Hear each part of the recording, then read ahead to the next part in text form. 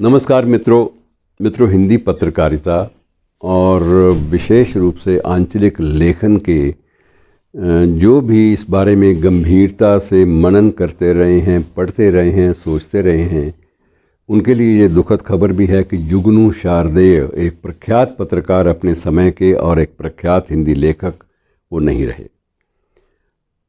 ये एक दुखद खबर है, लेकिन उससे दुखद ज़्यादा घटनाएं हैं जो जिनसे उनको गुज़रना पड़ा, वो दुखद ज़्यादा हैं उनके निधन से भी ज़्यादा दुखद। हालांकि निधन से ज़्यादा दुखद क्या होगी ये निर्णय लेना मुश्किल है, लेकिन आप जब ब्यौरा देखेंगे और मनन करेंगे तो आपको ख़ुद को तकलीफ़ होगी।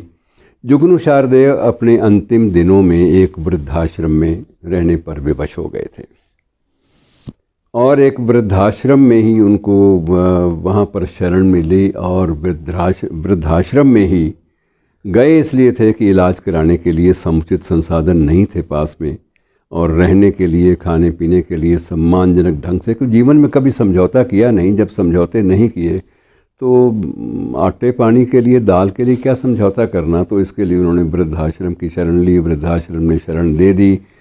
इलाज समुचित ढंग से नहीं हो पाया या जिस इलाज की ज़रूरत थी वह नहीं हो पाया, और अंत में वृद्धाश्रम में ही उनके प्राण चले गए। और वृद्धाश्रम ने ही उनका, वृद्धाश्रम के जो प्रबंधक थे उन्हीं की ओर से उसका अंतिम संस्कार भी कर दिया गया। अब दिक्कत, सबसे बड़ी संकट जो है, सबसे बड़ा वैचारिक क्षेत्र में आता है कि ये शख्स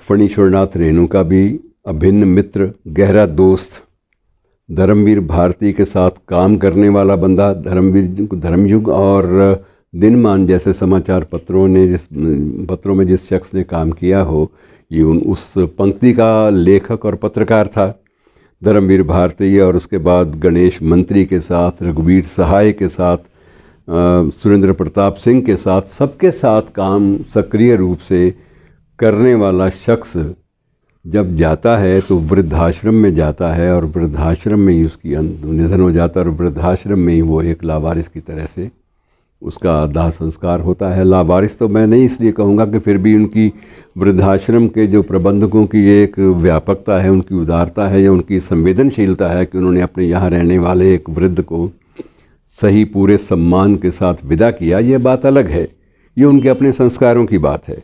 लेकिन हमारे संस्कार जो हैं वो क्या हैं कि वो बंदा जो किशन पटनायक जैसे समाजवादी नेताओं का भी दोस्त था, जो संजीव कुमार और राज बब्बर जैसे लोगों के लिए एक आइकॉन था, उसको वो मानते थे कि ये एक आदर्श है लिखने के मामले में, पटकथा लिखने के मामले में, और उसके मार्गदर्शन के मामले में इसका कोई जवाब नहीं है। वो लोग इसके कायल थे। और इसके अलावा भी बहुत सारा उसने B.R. इशारा के साथ भी, जो फिल्म निर्देशक हैं चर्चित, उनके साथ भी काफ़ी देर काम किया मिलकर। इतने व्यापक स्तर पर जो आदमी सक्रिय रहा हो, और वो सिर्फ इसलिए एक नामालूम शख्स की तरह चला गया क्योंकि उसने जीवन में बहुत ज़्यादा समझौते नहीं किए। अगर वो समझौते कर लेता तो हो सकता है कि बहुत आगे तक जाता। अब जब निधन हुआ है तो उस निधन के वक्त जो श्रद्धांजलि आई हैं वो उससे भी ज़्यादा दुखद हैं। दुखद इसलिए कि ये श्रद्धांजलियाँ किस वक्त आती हैं, जब सारी जो मामला है ख़त्म हो चुका होता है। अब उसमें बिहार के मुख्यमंत्री नीतीश कुमार भी उसको महान, अपने समय का साहित्यकार और महान बेजोड़ पत्रकार घोषित कर रहे हैं, और हार्दिक निधन, हार्दिक सहानुभूति, संवेदना उनके परिजनों के साथ व्यक्त कर रहे हैं। परिजन, जबकि परिजन नाम की चीज़ तो सिर्फ ये लोग थे दायरे में, उनके साथ काहे की संवेदना व्यक्त करते हैं मुख्यमंत्री, ये बात समझना मुश्किल है। बाकी उनका कोई अपना परिजन इसलिए नहीं था कि उन्होंने आजीवन विवाह नहीं किया था, अविवाहित रहे, और इसलिए अविवाहित रहे कि एक बार पूछा भी उनसे कि आप महाराज शादी क्यों नहीं किया आपने, आपके तो सुना है कि वो प्रेम संबंधों की बाहर रहती थी। तो उनका एक ही उत्तर था, काहे के प्रेम संबंध भाई, कुछ नहीं। मुझे पता है कि जिस दिन जो दाल रोटी मिल रही है पत्रकारिता से मिलनी बंद हो जाएगी, उस दिन ये प्रेम संबंध भी समाप्त हो जाएंगे। तो ये ग्लैमर की दुनिया में मैं जीना नहीं चाहता, मैं अपने ढंग से जीना चाहता हूँ। और उस व्यक्ति ने शादी भी नहीं की और अंत जो है वो एक वृद्धाश्रम में शरण लेनी पड़ी। मित्रों, ये पूरे एक परिवेश पर एक चपत होती है ऐसी घटनाएं कि हम लोग किस तरह से ज़िंदगी को और एक कृतिकार को और एक सृजनशील शख्सियत को हम किस तरह से जीते हैं, किस तरह से लेते हैं। अब ये है कि समाचार पत्रों के आधे आधे पृष्ठ जुगनू शारदेय की श्रद्धांजलियों और उनकी तारीफ़ में और उनकी उपलब्धियों का जिक्र करने में खर्च हुए हैं। लेकिन संकट की स्थिति ये होती है कि कहीं भी आपको ऐसा ठौर ठिकाना नहीं मिलता जहां आपको ये लगे कि एक व्यक्ति ने जो काम अपने परिवेश में साहित्यिक मूल्यों की स्थापना के लिए किया, वह काम लंबे अरसे तक जीवित रहे।